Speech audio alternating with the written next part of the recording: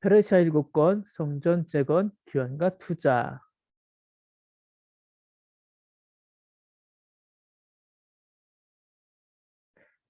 고레스 왕의 투자 정책과 2차 포로 귀환, BC 537년 페르시아의 왕 고레스의 조서 발표를 시작으로 유대인들은 세 번에 걸쳐서 예루살렘으로 귀환하게 됩니다. 이는 고레스 왕의 제국 경영 정책과 밀접한 관계가 있습니다. 이와 관련한 이야기가 에스라를 중심으로 다음과 같이 배열되어 있음을 살펴보며 역사 순으로 공부합시다. 예. 에스라를 중심으로 학계 스가랴 그리고 에스라 5장, 6장 그리고 에스라 7장과 10장 사이에 에스더가 이렇게 삽입됩니다. 이렇게 역사 순으로 읽으시면 성경에 많은 도움을 얻을 수 있습니다. 레반트 지역 활성화를 위한 페르시아의 투자. 아수르 제국을 무너뜨렸던 바벨론 제국이 예레미야의 선지자의 예언대로 70년 만에 멸망하고 페르시아가 고대 근동의 새로운 주인이 됩니다. 페르시아 제국의 고레스 왕은 바벨론 제국의 경영 정책이었던 중앙 집중화 정책에 문제가 있다고 판단했습니다. 바벨론에서는 인재가 넘쳐났지만 바벨론 제국 전역의 식민지들은 대부분 황폐하게 되었고 경제가 활성화되지 못해 바벨론으로 들어오는 세금은 너무나도 형편없는 수준이었습니다. 그 대표적인 예가 황폐해져 버린 예루살렘이었습니다. 그래서 고레스 왕은 페르시아 제국의 경영 정책을 지방 분권화로 정합니다. 이를 위해 바벨론으로 끌려온 각국의 포로들을 돌려보내며 그들의 종교 행위는 민족 문화 차원에서 인정해 주지만 대신 그 이상의 정치 행위는 철저히 차단하면서 제국의 경제를 활성화시키기로 합니다. 덕분에 지난날 바벨론 제국과 남유다 관계가 철저한 주종 관계였다면 지금 페르시아 제국과 남유다의 관계는 제국과 식민지 사이임에도 불구하고 경제적 동맹 관계가 되었다는 것입니다. 페르시아 제국의 고레스 왕은 남유다 포로들을 자국으로 돌려보내면서 남유다의 경제를 활성화시키기 위해 그들을 가장 힘나게 하는 방법인 성전 재건을 허락해 줍니다. 그리고 그 성전 재건에 가득 채울 성전 기명들도 모두 돌려보냅니다. 네.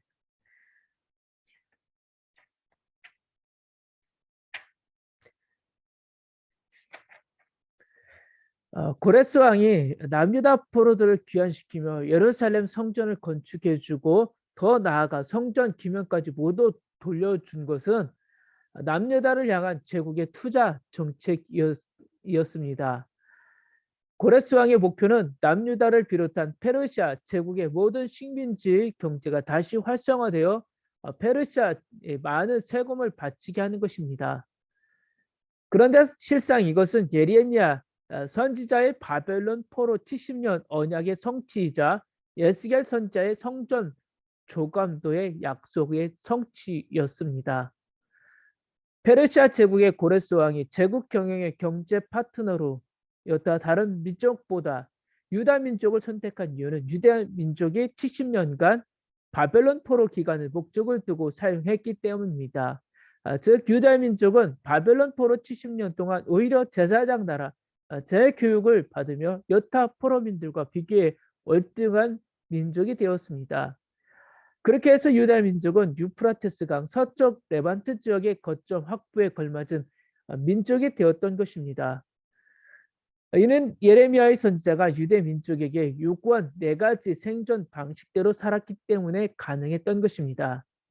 예레미야 선지자가 유대 민족에게 바벨론 포로 70년 동안 요구한 삶의 방식은 4가지였습니다.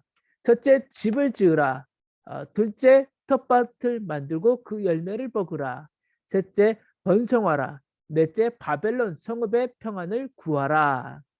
예, 다시 말해 바벨론에 저항하면서 시간을 낭비하지 말라는 것입니다.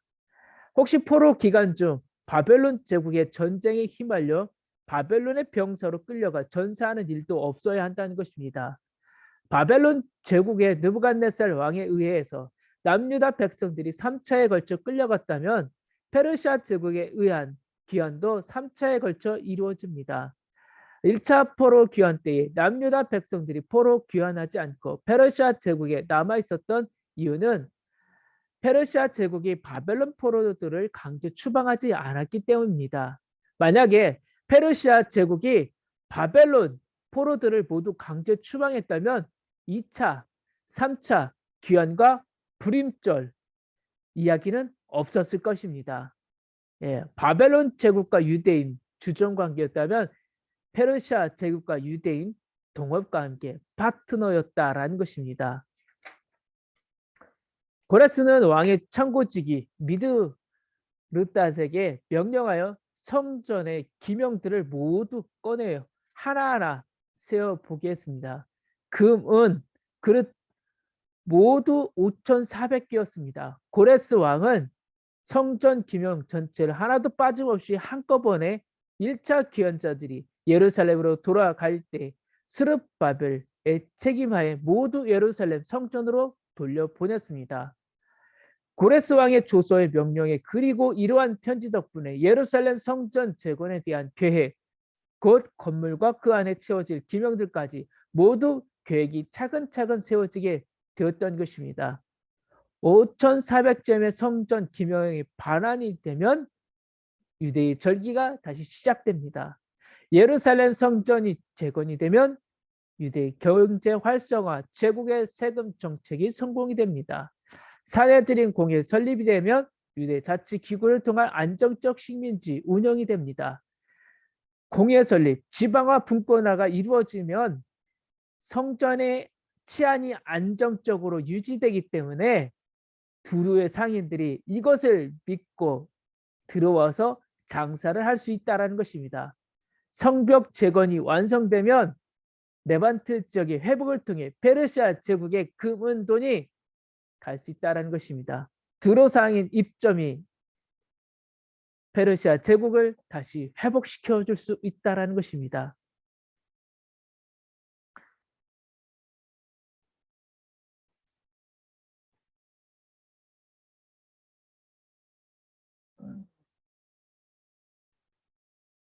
성전 건축이 중단된 지 16년이 지나고 학계 선지자가 하나님의 명령을 들고 귀한 공동체 앞에 나타납니다.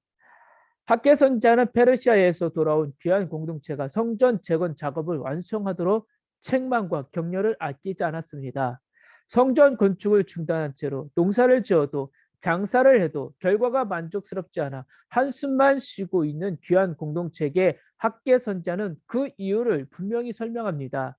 지금 백성들이 성전 건축을 중단하고 있는 것은 사마리아의 방해 등 외부 조건의 문제가 아니라 성전 건축에 적극적으로 나섰지 않는 백성들 스스로 잘못이라는 것입니다. 또한 학계 선지자는 백성들에게 따끔한 책망에 이어 하나님의 능력에 대한 확신과 성전 건축하는 이들에게 주어지는 위로의 말씀도 전합니다.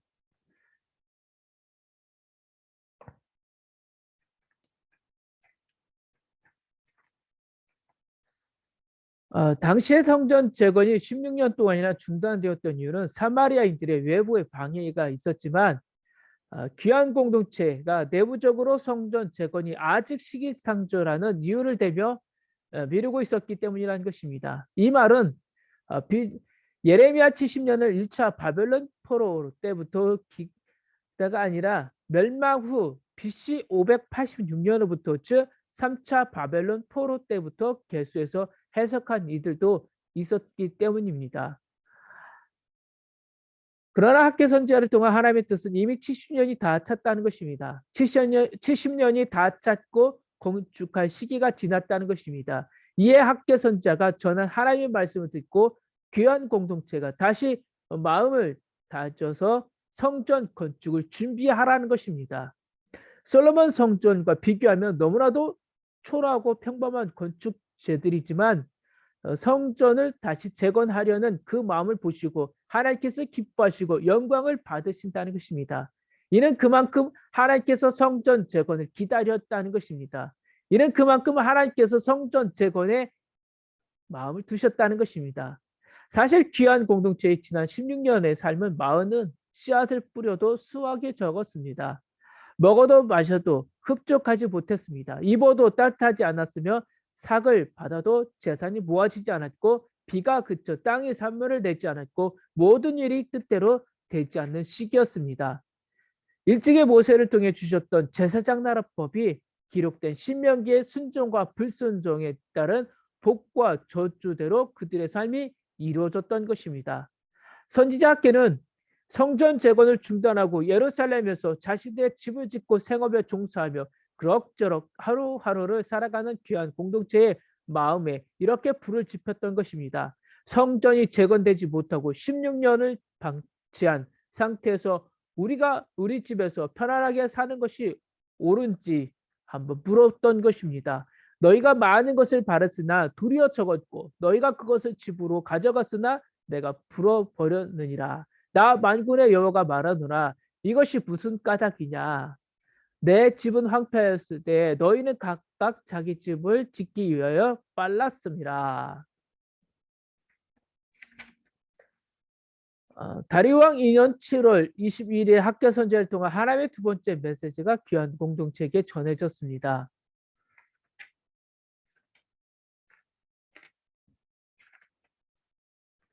학계 선자 외침이 있은 지 2달여 시간이 지난 후 이번에는 하나님께서 귀한 공동체에게 스가랴 선자를 보내십니다. 하나님께서는 스가랴 선자를 통해 성전 건축에 대해 말씀하실 뿐만 아니라 귀한 공동체의 마음속 깊이 자리하고 있는 불안감에 대한 위로도 주셨습니다. 예루살렘에 돌아온 그들이 직접 목도한 예루살렘 피폐한 상황은 그들에게 좌절과 절망을 주기 위해 충분했습니다. 그들에게 시온성 예루살렘에 대한 하나님의 꿈은 유언하게 보였습니다. 그러한 그들에게 하나님께서는 현실을 넘어선 꿈의 가능성을 보여주셨습니다. 또한 하나님께서는 성전 재건을 이끄는 총독 스룹바벨과 대제사장 여호수아에게 오직 하나님의 능력을 바라보는 자가 되라고 말씀하시며 격려해 주셨습니다. 이어서 하나님은 심판 선언 또한 하셨습니다.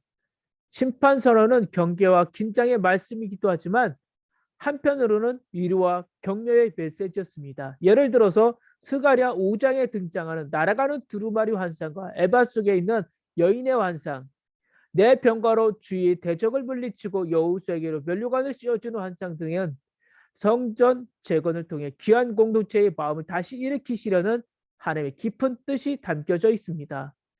동시대에 하나님께서 귀한 공동체에게 보내신 학계 선자와 스가랴 선자의 사역을 비교해 보면 다음과 같습니다.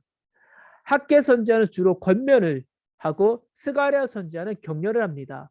학계 선자의 글이 구체적이라면 스가랴 선자의 글은 추상적이었습니다. 학계 선자의 관심이 현재적이라면 스가랴 선자는 미래적이었습니다. 학계 선자는 참여하라고 권면한다면 스가랴 선자는 용기를 내라고 격려합니다. 학계 선자는 행동을 독려한다면 스가랴 선자는 비전을 제시했습니다.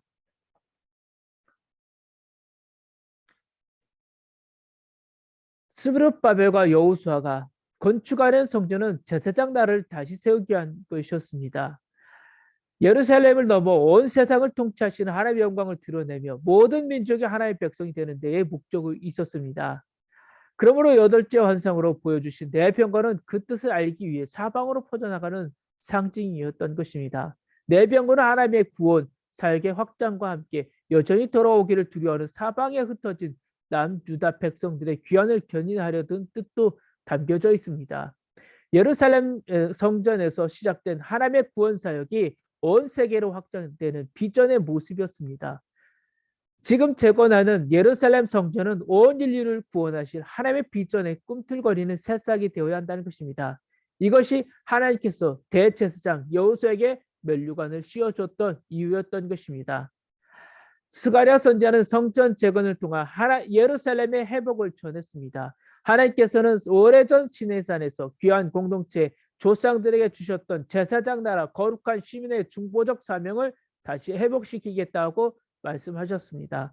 여기에 구원을 베풀 겸손한 왕에 관한 이야기가 이어지면서 그 왕이 예루살렘에 임한다고 말씀하십니다. 예루살렘과 시온의 왕께서 준마 대신 보잘것없는 나귀를 타고 오실 것입니다. 그러나 그분이 바로 온 세계 모든 인류를 통치하실 참 왕이신 그리스도이십니다. 그리고 예수 그리스도를 통해서 하나님 나라가 예루살렘으로부터 다시 시작될 것입니다. 하나님께서 스가랴 선지자를 통해 보여주신 미래에 대한 예언들은 다시 일어설 수 있는 힘이 되었고 하나님께서 끝까지 함께해 주시겠다는 약속은 귀한 공동체에게 큰 위로와 비전이었습니다. 스가랴 선지자는 여호와의 날을 꿈꾸었습니다. 그날은 위기가 희망으로 바뀌는 순간이며 모든 민족에게 여호와의 이름이 선포되는 날이었습니다. 이스라엘 모든 땅에 하나님의 영광이 미치지 않는 곳이 없었습니다. 지금 황폐된 예루살렘에는 다시 성전이 세워지고 하나님 한 분만이 그 성전의 주인 되심을 모든 나라와 민족들이 인정할 것입니다. 이방 민족들이 다시는 예루살렘을 무너뜨리지 못할 것이며 오히려 그들이 초막절을 지키려 예루살렘 성전에 오게 될 것입니다. 이러한 기대와 희망은 예루살렘 성전을 재건하는 귀한 공동체에게 힘이 되었습니다. 하나님께서 주시는 희망은 무너진 공동체를 다시 일으키시려는 원동력이었습니다. 성경에 하나님의 법, 하나님의 국률, 하나님의 기적이 들어있습니다. 성경 말씀을 통하여 믿음이 튼튼한 밑바탕 위에 세워지고 하나님의 풍성하신 복과 은혜가 넘치는 믿음 생활이 되길 소망합니다. 성경 한 권이면 충분합니다. 감사합니다.